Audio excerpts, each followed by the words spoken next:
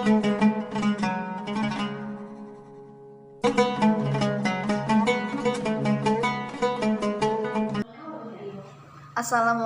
warahmatullahi wabarakatuh. Alhamdulillahirabbil alamin.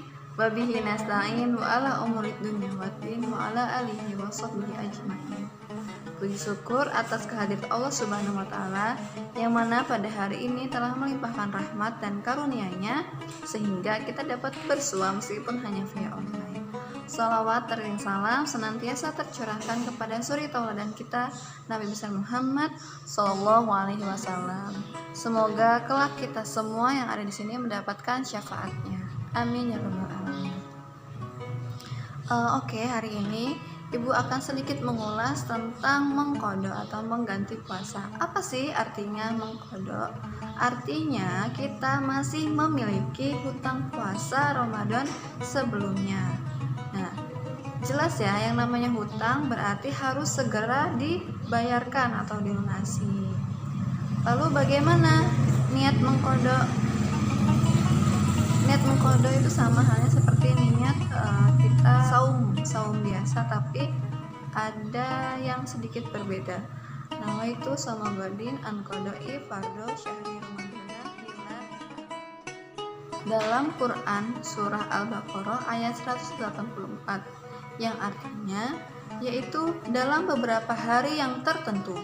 Maka barang siapa di antara kamu ada yang sakit atau dalam perjalanan lalu berbuka, maka wajiblah baginya berpuasa sebanyak hari yang ditinggalkan pada hari-hari lain. Dan wajib bagi orang-orang yang berat menjalankannya membayar fidyah, yaitu memberi makan seorang miskin. Barang siapa yang dengan kerelaan hati mengerjakan kebajikan, maka itulah yang lebih baik baginya. Dan berpuasa lebih baik bagi kamu jika kamu mengetahui. Mengqadha puasa dapat dilakukan dari seusai Ramadan sampai sebelum Ramadan tahun berikutnya, kecuali hari-hari yang dilarang untuk berpuasa, yaitu diantaranya pada bulan 1 Syawal, ya, yaitu Idul Fitri, itu tidak boleh. Lalu Idul Adha 10 Zulhijjah, hari Tasyrik. Hari Tasyrik itu hari apa saja? 11, 12, dan 13 Zulhijjah. Lalu hari Jumat, dan dilakukan sendiri, kecuali telah melakukan puasa pada hari sebelum dan sesudahnya. Misal, pada hari Kamis ibu melakukan mengqadha puasa, lalu hari Jumatnya ibu melanjutkannya mengqadha puasa, itu masih diperbolehkan. Lalu yang terakhir adalah hari Syak atau 30 Sa'ban. Kenapa hari Syak tidak diperbolehkan? Karena hari tersebut meragukan akan memasuki bulan Ramadan.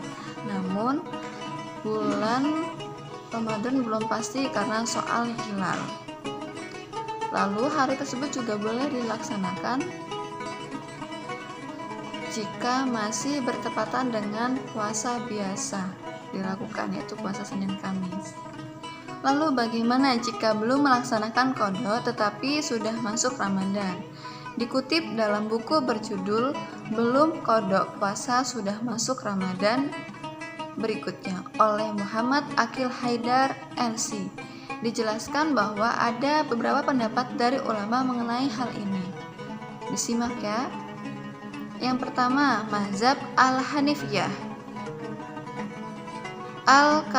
Al-Kasani, salah satu ulama mazhab Al-Hanifiyah, di dalam kitabnya Badai As-Sanai fi Tartibi Asy-Syara'i menulis sebagai berikut.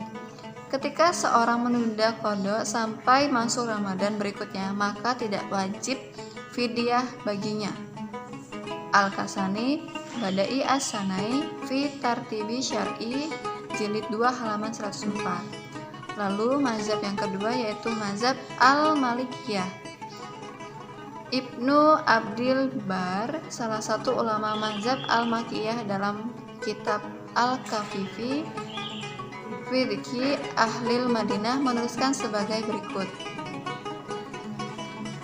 Dan seorang yang mempunyai kewajiban puasa Ramadan kemudian tidak berpuasa dan mengakhiri qada sampai masuk Ramadan berikutnya, sedangkan ia mampu untuk mengkodoknya sebelum datang Ramadan kedua, maka jika dia tidak berpuasa pada Ramadan tersebut, wajib baginya mengkodok hari-hari yang ditinggalkan dan memberi makan orang miskin untuk setiap hari yang ditinggalkan 1 mud dengan ukuran mud Nabi SAW. Lalu yang ketiga, mazhab Asy-Syafi'i. An-Nawawi, salah satu ulama dalam mazhab Asy-Syafi'iyah, dalam kitab Raudatu An-Talibun wa Ummudatu Al-Mutafiyyin Al-Majmu' Syara'ah Al-Muzadzat menuliskan sebagai berikut. Ketika seseorang menunda qada sampai masuk Ramadan berikutnya tanpa uzur, maka ia berdosa dan wajib baginya berpuasa untuk Ramadan yang kedua. Dan setelah itu baru mengqada Ramadan yang telah lalu. Dan wajib baginya membayar fidyah untuk setiap hari yang ia tinggalkan dengan hanya masuknya Ramadan kedua, yaitu 1 mud makanan beserta qada. Gimana? Cukup jelas ya materinya yang sudah Ibu ulas tadi tentang mengqada puasa. Harapannya untuk kalian yang puasanya bolong-bolong, silahkan nanti setelah 1 Syawal mulai mengqada puasanya. Demikian materi yang Ibu sampaikan, kurang dan lebihnya Ibu mohon maaf. Wabillahi taufiq wal hidayah. Wassalamualaikum warahmatullahi wabarakatuh.